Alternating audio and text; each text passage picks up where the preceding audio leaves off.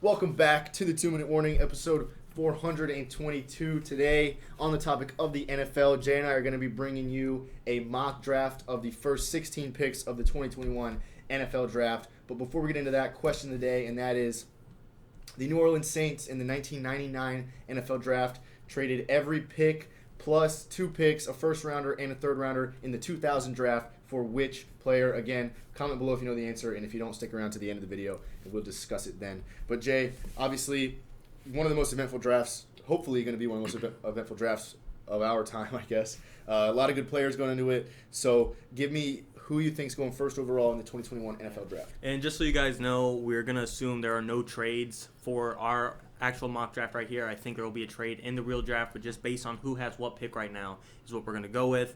Not going to go too much into it. Number 1 overall, Jacksonville Jaguars will be taking Trevor Lawrence, in my opinion. Best prospect, best quarterback, not much to say. He's been the number 1 pick for the past few years, probably, Trevor Lawrence of the Jaguars. Yeah, I think there's not a lot of speculation there. Best quarterback in the draft, best player in the draft. Jags need a quarterback, and I'm thinking, of course, T-Law to Jags. And number 2 overall, I have the New York Jets taking Penei Sewell. Obviously, the Jets right now, or as of right now, sticking with Sam Darnold. That's what we have to assume at the moment. And of course, the Jets had one of the worst offensive lines in football. Get the man some protection in one of the best O linemen we've seen come out of college in a while, out of Oregon, of course, Penei Sewell. Yeah, it'll be interesting to see. I think they could switch things up, maybe even switch a trade. But like we said, we're not going to go for that. Number 3 overall, I got the Miami Dolphins sticking with Tua Tagovailoa.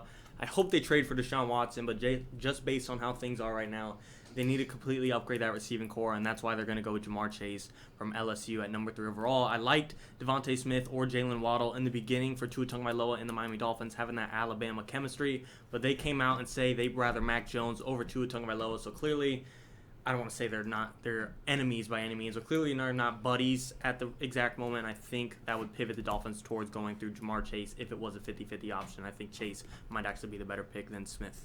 Yeah, I'm with you there. Obviously, you don't want to draft a guy that already publicly said they would rather play for somebody else than your quarterback. And, of course, Jalen Waddle, very talented, but battling that injury the last few games with Alabama. And, of course, Devonta Smith, very good, but questionable physically with his frame. So I think that's a good pick there. 4th overall to the Atlanta Falcons. A lot of people saying they should draft a quarterback. I think that would be a solid choice for them, but the Falcons got 2 years left with Matt Ryan. They were able to win games in shootouts. They put up 40 points multiple times this past year. They still have as in Matt Ryan, still has Jones to throw the ball to, Calvin Ridley. I'm actually going to go to the defensive side of the football and draft Micah Parsons. I think that the Falcons need something on defense, and out of Penn State, Micah Parsons is a very good linebacker and would definitely give them something on defense because they don't really have any defensive playmakers at the time. Yeah, I think that's a good pick. I mean, you see in a lot of defenses, the captain usually goes to the linebacker position to take care of that front 7. You see Devin White and Levante David on the Buccaneers controlling that front 7. Obviously, there's a lot more to it, but I think a lot of it comes down to a captain at the linebacker position. As history goes, Ray Lewis with the Ravens, Luke Kuechly with the Panthers. I think that's a great pick for the Falcons to start their defense from scratch. For number 5 overall, Cincinnati Bengals, pretty obvious, I think. Joe Burrow needed protection, and they're going to address that right away. Penei Sewell is already gone, but Rashaan Slater is available from Northwestern. He paired up good against Chase Young when he faced him in college, one of the better defensive ends in college and even in the NFL right now.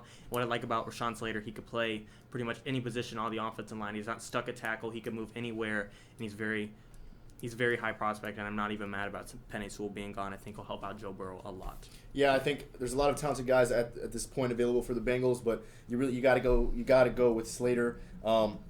We saw what happened. Joe Burrow, obviously, lack of protection this past year, ended up getting hurt into the season. You really got to go with protection. So if I'm the Bengals, and of course, if Penei Sewell is available or Slater, basically you got to pick one of them if one of them is available. So that's a good pick there. For number 6 to the Philadelphia Eagles, I'm not going to draft a quarterback. I know that obviously things didn't go well with the Eagles and Carson Wentz, but now you've got Jalen Hurts, who's shown some hope. And I think that even though there are still, of course, in Zach Young, Justin Fields, Trey Lance, there are quarterbacks available, but I'm not going to go that direction. I'm actually going to go with tight end from Florida / wide receiver Kyle Pitts. Now, yes, the Eagles do have Zach Ertz and backup Dallas Goedert, not bad tight ends, but in my opinion, you have a guy like Kyle Pitts available. You're going to want to take him, and you'll figure out how to use him once you have him. He can line up at wide receiver. He's easily good enough. I mean, who do they have to throw the ball to? Like I said, there's 2 tight ends, Alshon Jeffrey. They need another guy to catch the football from Jalen Hurts. Jalen Hurts. And I think if Kyle Pitts is available, you need to draft him and figure out how to use him once the time comes.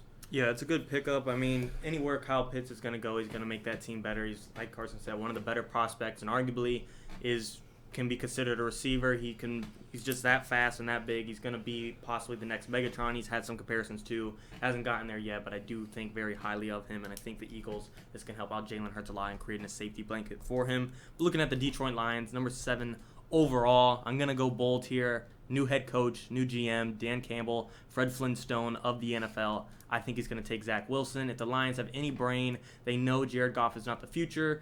I think they'll even end up with the probably top 3 pick next year if Jared Goff starts, and I'm not expecting Zach Wilson to go in and take this team over, but I am expecting him to go there, maybe learn something from Goff if there's anything to get from there, and I do think Zach Wilson is a franchise quarterback for the Detroit Lions because they know Jared Goff might be a viable guy, but I could even see them moving off of him and trading him in the near future, so Zach Wilson's who I'm going with for Detroit. Again, honestly, another situation where if he's still available by the 7th overall pick, you got to take Wilson, I think. Now, of course, you still have Devonta Smith, Jalen Waddle, 2 really good pass receivers.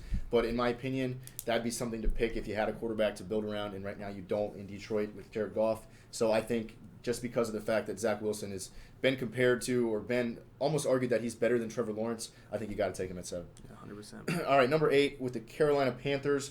I would like to see them draft a quarterback. Now, at this situation, Zach Wilson's not available. I'm actually going to go Justin Fields. I think they need to go another direction than Teddy Bridgewater. Teddy Bridgewater is a good backup quarterback, but as a starter, he's kind of shown that he really doesn't have what it takes to be elite. Now, who's to say Justin Fields does? I think he's got the potential, but I think they're going to take the chance and go with Justin Fields quarterback.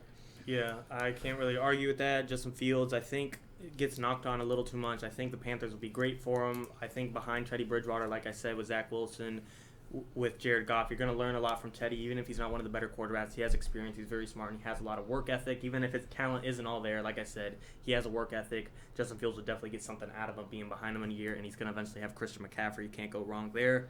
Number 9, Denver Broncos. This is a tough one. I don't know if they're invested in Drew Lock, and their defense could use some help, but I do think they're going to keep Drew Lock, so I'm not going to be looking at Trey Lance. And I think it's time for the Denver Broncos to possibly help out Drew Lock and maybe look at a receiver. Yes, they have Cortland Sutton. Yes, they have Noah Fant. Yes, they have Jerry Jeudy. But when Devonta Smith is still on the board and you have a quarterback that needs some weapons, this past year had a lot of injuries. I think this could take this offense to the next level, and I think Devonta Smith would go to the Denver Broncos. Like I said, their defense needs some help, but they need to invest in their quarterback, and that's Drew Lock and Devonta Smith. Yeah, that's a good pick. Of course, he does have that young receiving core, or at least Jerry Jeudy as in a very good young receiver. I think if I'm Denver, I might look into Caleb Farley or Patrick Surtain to build that defense, but they could certainly benefit from a receiver like Devonta Smith.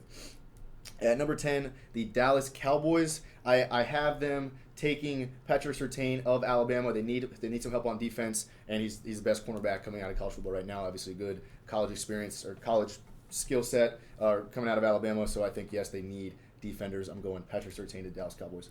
Yeah, I can't really agree or disagree with that. For number 11, I was going to do whatever he didn't. Caleb Farley, Patrick Surtain. He took Surtain. I'm going to go with Caleb Farley for the New York Giants at number 11 overall. They drafted an offensive lineman last year to help out Daniel Jones. Rashaan Slater and Penei Sewell would have been nice to even get him another tackle, but that defense needed to be addressed. Daniel Jones, like I said, has an offensive tackle developing. He will get Saquon Barkley back. I think they will address receivers late in the draft. But right now, if there's only like the 2 obvious top talents on defense in the cornerback position, is Caleb Farley, Patrick Surtain, and then takes a big jump. I think they need to take a jump on it while it's available. So I got Caleb Farley going to the New York Giants. All right, number 12, the San Francisco 49ers. Obviously a team with one of the better defenses and one of the mediocre offenses in the National Football League. I'm going to take the best receiver remaining and go with Jalen Waddle to the San Francisco 49ers. Get Jimmy G some help to throw the ball to. Obviously, situations can present themselves where Jimmy G ends up out of San Francisco and maybe Deshaun goes there, but independently from that, I've got Jalen Waddle to San Francisco 49ers. Give Jimmy someone to throw the ball to. Yeah, that's a solid pick. 13 overall, Justin Herbert. He needs some protection. I'm going to go interior lineman Elijah Vera Tucker. Justin Herbert needs some help. This USC big offensive lineman will help out. The Chargers just released Trey Turner. While he wouldn't be an absolute replacement for Trey Turner, I do think this will help out Justin Herbert. He has the talent to get the ball down the field, but if you just give him that extra split second, you're going to see him go from 31 touchdowns as a rookie to 40 touchdowns just in his sophomore year. I think this will help him out in the Chargers tremendously.